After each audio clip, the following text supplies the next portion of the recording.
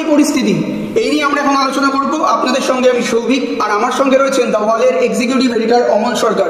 অমলদা, প্রধানমন্ত্রী হাসিনাকে আজকে দেশ ছাড়তে হলো, এই পরিস্থিতির তৈরির কারণ কি? হাসিনা সেই সময় ওই বেলা 11:30 12টা এরকম সময় ছেড়েছেন, কিন্তু এই পটভূমিটা তৈরি হয়েছিল গতকাল দুটি ঘটনা ঘটে, যেটা আমরা ওয়ালে খুব বিস্তারিতভাবে লিখেছিলাম। একটি হচ্ছে যে হাসিনা গতকাল সকালে ওর নিরাপত্তা পরিষদের বৈঠক ডেকেছিলেন। নিরাপত্তা পরিষদে একজন নিরাপত্তা উপদেষ্টা আছেন, আর আছেন সেনাবাহিনীর 3 প্রধান, বাংলাদেশ পুলিশের প্রধান, বাংলাদেশ উপকূলীয় যে নৌ বাহিনী আছে তাদের প্রধান, এইরকম যারা দেশের নিরাপত্তা এবং বহির নিরাপত্তা এটা দেখে।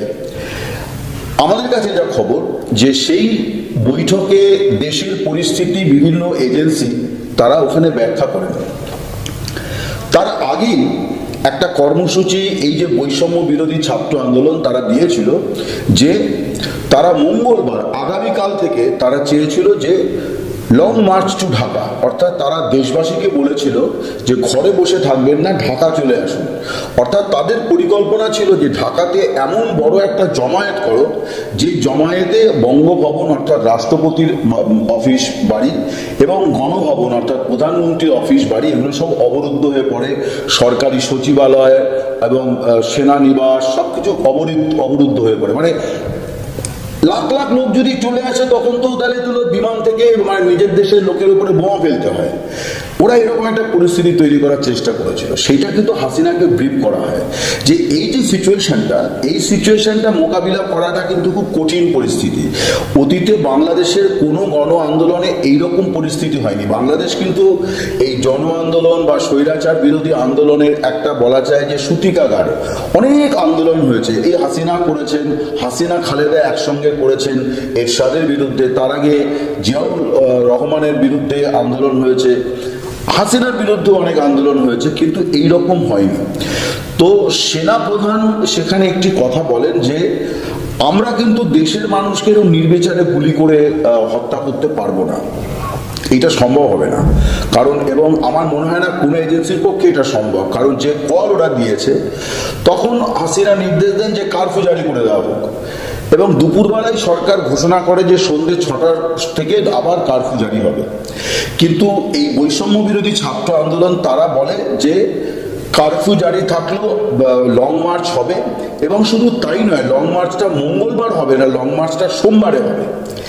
এইটা বাংলাদেশের সব এজেন্সিকে একটা বড় ধরনের বিপদের মুখে ফেলে দেয় যে একদিন এগিয়ে এলো লং মার্চটা, ফলে গভর্নমেন্ট যে কিছু প্রিপারেশন নেবে তারও তারা সুযোগ পেল না। গভর্নমেন্ট কিছু ছোটোখাটো ওই মোবাইল ইন্টারনেট বন্ধ করলো, দুপুরবেলা ফেসবুক বন্ধ করে দিয়েছিল, কারফিউ জারি করলো, সেনাকে আরো বেশি করে মোতায়েন করা হলো।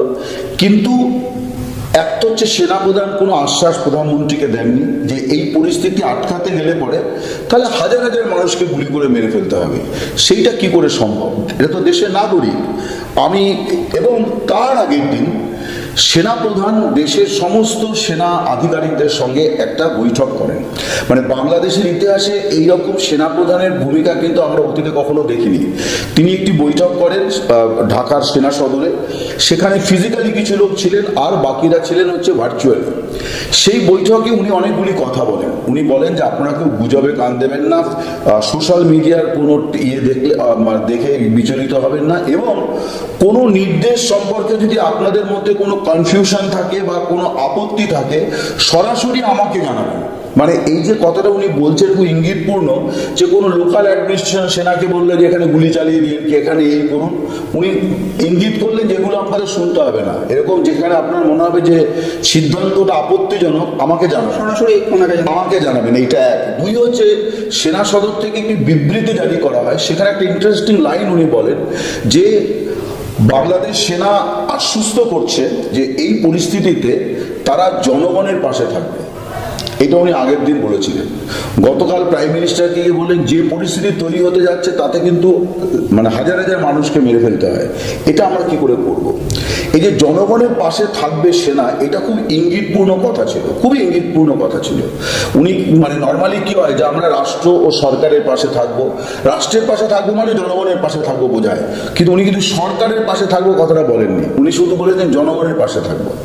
এটা একটা খুব ইন্টারেস্টিং। তার ফলে হাসিনা কিন্তু মুহূর্তের মধ্যে একটা অসহায়তার মধ্যে পড়লেন যে সেনাপ্রধান।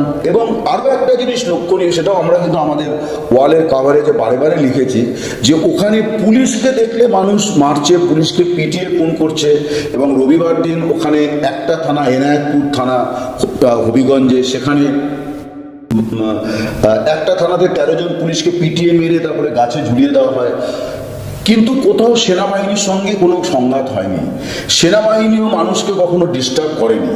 এবং সেনাবাহিনীর বিরুদ্ধে 2টি জায়গাতে গুলি চালানোর অভিযোগ আছে, সেনাপ্রধান বলেছেন 2টিরই বিচার হবে এবং সেনা আইনে বিচার হবে, কারণ আমাদের তরফে গুলি চালানোর কোনো নির্দেশ ছিল না। ফলে এই দফাতে যে সেনা নামানো হয়েছিল, সেখানে সেনাও কিন্তু অদ্ভুতভাবে তারা প্রতিরোধ করার চেষ্টা করেছে, কিন্তু পুলিশের মতো একেবারে পাল্টা হিংস্র আক্রমণে তারা যায়নি। এইটা একটা বড় অসহায় পরিস্থিতির মধ্যে হাসিনাকে ফেলে দেয় মুহূর্তের মধ্যে। ফলে তার ফলে ওনার দেশ থেকে পালিয়ে যাওয়াটা ছিল অবশ্যম্ভাবী, তার কারণ কে ওনাকে রক্ষা করবে। এবং দেখা গেল যে কারফিউকে অমান্য করে হাজার হাজার মানুষ সকাল থেকে ঢাকায় জড়ো হতে শুরু করেছেন। এবং তারা একটা সময় যখন হাসিনার হেলিকপ্টার ওড়েনি, উনি বঙ্গভবন থেকে হেলিকপ্টার, বঙ্গভবনটা হচ্ছে রাষ্ট্রপতি দিয়ে, মানে উনি ওখানে চলে গেলেন, ওখানে গিয়ে হ্যান্ড ওভার করলেন পদত্যাগপত্র, তারপর ওখান থেকে হেলিকপ্টারে উঠে বেরিয়ে চলে গেলেন। গণভবনেও হেলিপ্যাড আছে, কিন্তু ওই যে বললাম যে উনি ওই জন্য গেলেন ওইভাবে। তো যে মুহূর্তে যখন উনি দেশ ছাড়ার জন্য হেলিকপ্টারে উঠছেন, ততক্ষণে কিন্তু গণভবনের দুয়ারে বিক্ষোভকারীরা পৌঁছে গেছে এবং তাদেরকে কোনো পুলিশ, কোনো সেনা কেউ কিন্তু বাধা দেয়নি, কেউ বাধা দেয়নি যে আটকে রাখো বা এই করো, দেয়নি। এবং তারা পিসফুলি অ্যালাউ করেছে। এবং সেনাপ্রধান একটা কথা বলেছেন এই হাসিনা দেশ ছাড়ার পরে, সবাইকে শান্ত হওয়ার কথা বলেছেন এবং বলেছেন যে আমি সেনাবাহিনীকে বলছি, আমি পুলিশকেও বলেছি কোথাও গুলি চালাবেন না, মানুষ মারবেন না, এটা উনি বলেছেন। এখন এই অসহায় পরিস্থিতিটা তার তো, আর আমরা গতকাল জানি যে কি ভয়াবহ পরিস্থিতি। এক তো হচ্ছে যে কোটা বিরোধী আন্দোলনে প্রায় 200-250 মতো লোক মারা গিয়েছেন, এবং এই বাংলাদেশের কোনো গণ আন্দোলনে এই অল্প সময়ের মধ্যে এত লোক মারা যাননি অতীতে কখনো, এটা একটা বিষয়। 2 হচ্ছে গতকাল তো সব রেকর্ড ছাপিয়ে গেছে, মানে 98 থেকে থেমেছে, কিন্তু আমি বলবো যে এখানে অনেক গুলিবিদ্ধ মানুষ আছেন, হয়তো তারা উন্মুক্ত মারা গেছেন, তার কারণ হচ্ছে তারা রাজনৈতিক কারণে কোনো হাসপাতাল, সরকারি হাসপাতালে তো আসবেনই না, হয় তিনি বিএনপি করেন, নয় তিনি জামাত করেন। ফলে তিনি সুস্থ হলেও তাকে পুলিশ পরে অ্যারেস্ট করবে। এটা আমরা আমাদের এখানেও দেখেছি, নন্দীগ্রামে যখন মুভমেন্ট হতো, অনেকে গুলি খেয়ে ওই হাতুড়ি ডাক্তারের কাছে গিয়ে করতো, হাসপাতালে যেত না, কারণ যেন ওখান থেকে পুলিশ অ্যারেস্ট করবে। আমার ধারণা এই ফিগারগুলো অনেক বেশি হবে। যাই হোক, তো গতকাল যেটা হয়েছে যে আওয়ামী লীগের একটা মানে প্রত্যাঘাত করার পরিকল্পনা ছিল, যে এদেরকে আমরা একটা বুঝিয়ে দেবো যে আমরা মরে যাইনি। কিন্তু অধিকাংশ জায়গাতে পাল্টাপাল্টি ধাওয়া হলেও বেশিরভাগ জায়গায় ধাওয়া কিন্তু আওয়ামী লীগ খেয়েছে। যেমন ইয়েতে যে ঘটনাটা ঘটেছে একটা জায়গাতে, সেটা হচ্ছে যে কি বলে আমাদের নরসিংদীতে, যে একটা অবরোধকে তুলতে যায় আওয়ামী লীগের নেতারা, কিন্তু অবরোধকারীরা সরতে রাজি হয় না, তখন আওয়ামী লীগ গুলি চালিয়ে দেয়, 4 জন গুলিবিদ্ধ হয়। ওই অবস্থায় 4 জনকে একদল লোক হাসপাতালে নিয়ে গেছে, আর বাকিরা লাঠি সোটা নিয়ে এদেরকে এমন তাড়া করেছে, যারা আতঙ্কে একটা আর না দৌড়ে একটা মানে উপাসনালয়ের মধ্যে ঢুকে পড়েছে, সেইখানে তাদের পিটিয়ে মেরে গাছে ঝুলিয়ে রেখেছিল। এখন এই নৃশংসতাগুলো মানে সত্যি খুব মানে মর্মান্তিক এবং নিন্দনীয়।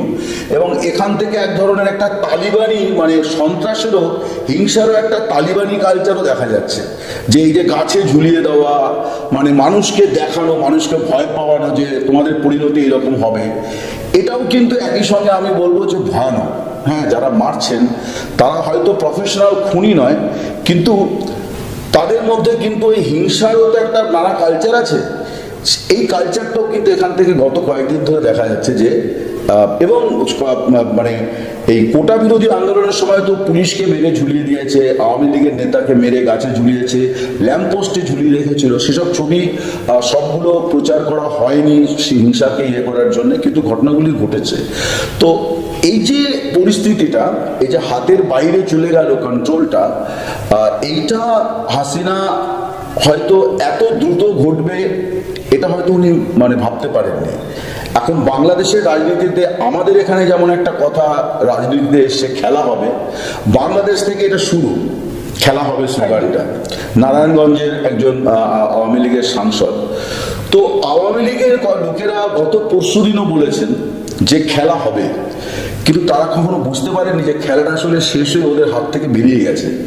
অনেক সময় হয় না যে অনেক ম্যাচের ফলাফল ডিসাইডেড হয়ে গেছে, যেমন ক্রিকেট ম্যাচে হয়ে গেছে, বা ফুটবলে মানে ম্যাচ শুরু 20 মিনিট আগেই 5-0 একটা দল এগিয়ে আছে, সবাই জানে কে জিতবে, কিন্তু বাকি 20 মিনিট তো খেলা হবে।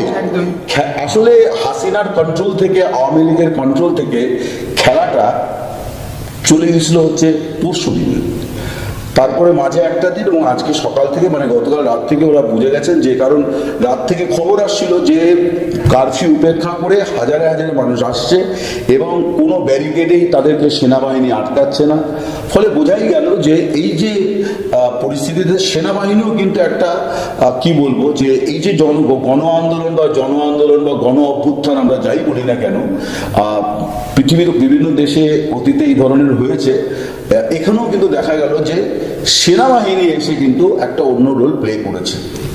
একদমই তাই, আমরা যেটা দেখলাম সেনাবাহিনীর একটা রোল তো এখানে আছেই, আর স্বাভাবিকভাবেই আমাদের পড়শি দেশ বাংলাদেশের এই ঘটনার সঙ্গে ভারতের নামটাও জুড়ে গেছে, কারণ হাসিনা হেলিকপ্টার করে ভারতে এসছেন বলে আমরা জানতে পেরেছি, এবং সূত্রের খবর যে তিনি লন্ডন চলে যাবেন। তো আপনার কি মনে হয় এখানে ভারতের অবস্থানটা ঠিক এখানে কি হতে পারে? একটা তো বিষয় হচ্ছে, দেখো যে বাংলাদেশে বিগত বেশ কয়েক বছর ধরে আমি বলবো যে মনমোহন সিং এর সময়, অর্থাৎ ইউপিএ সরকার এবং নরেন্দ্র মোদীর সরকার, এই সময়ে এই দু দেশের মধ্যে সম্পর্কের প্রভূত উন্নতি হয়েছে, বিশেষ করে হাসিনা আসার পরে। এবং এটা ঠিক যে এই সম্পর্কের উন্নতিটা ঘিরে সবসময় একটা বিতর্কও থাকে। বাংলাদেশের বহু মানুষ, মানে অনেক অংশের মানুষ, বিরোধী দল তো বটেই, অনেক সাধারণ মানুষ, তারা মনে করেন যে মানে হাসিনা বাংলাদেশকে ভারতের কাছে সমর্পণ করে দিয়েছেন, বিক্রি করে দিয়েছেন, এখন নানান কথা বলা হয়।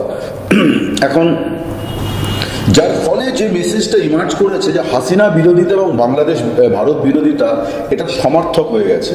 এবং তুমি জানো যে যখনই যে হাসিনা আমাদের দেশে লাস্ট এলেন সফরে, তার ঠিক আগে আগে ওখানে ভারতীয় পণ্য বয়কটের একটা আন্দোলন চলছিল, এবং আরো নানান সময়তে বিএনপি তো সবসময় বলে, এবং তারা অনেকবারই ভারত সরকারের উদ্দেশ্যে বলেছে যে বাংলাদেশ রাষ্ট্রের সঙ্গে সম্পর্ক রাখুন, বাংলাদেশ জনগণের সঙ্গে সম্পর্ক রাখুন, আপনারা একটা দল এবং একটা সরকারের সঙ্গে সম্পর্ক রেখেছেন।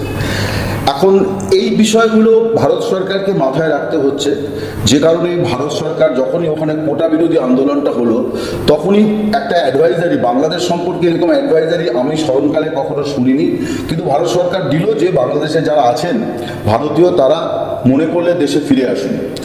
এইটা একটা, এটা কিন্তু বাংলাদেশ সরকারের পক্ষে অস্বস্তিকর, কিন্তু ভারত সরকার এটা নিয়েছে পরিস্থিতিটা। গতকালও আমরা রাত্রিবেলা একটা স্টোরি করেছি যে বাংলাদেশে ভারতীয় হাই কমিশনার তিনি বলেছেন যে এখনো যারা আছেন তারা সাবধানে থাকবেন, এবং নাম্বার ওরা দিয়ে দিয়েছে যে এই নাম্বারে আপনারা যোগাযোগ করতে পারেন।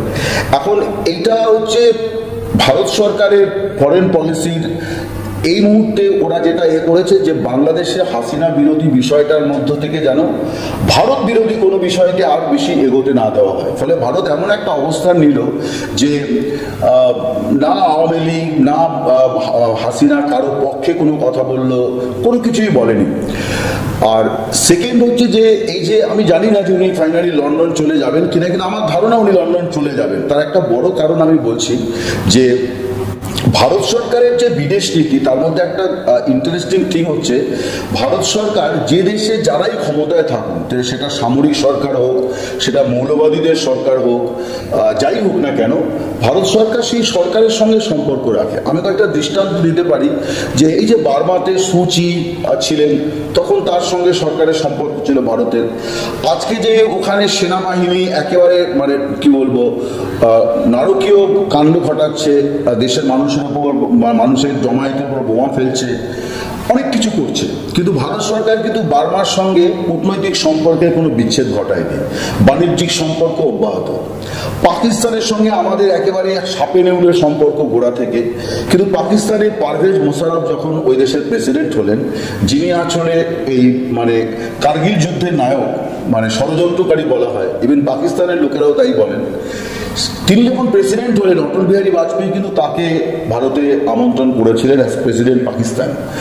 তো এমনকি যে এখন তালিবানরা ক্ষমতায় আছে আফগানিস্তানে, এই তালিবানদের সঙ্গেও কিন্তু ভারত সরকার একটা সম্পর্ক তৈরি করেছে, যে ওখানে কারা শাসন ক্ষমতায় থাকবে সেটা ওরা ওদের দেশ ঠিক করেছে, বা ওদের পরিণতি, ওদের সমস্যা, কিন্তু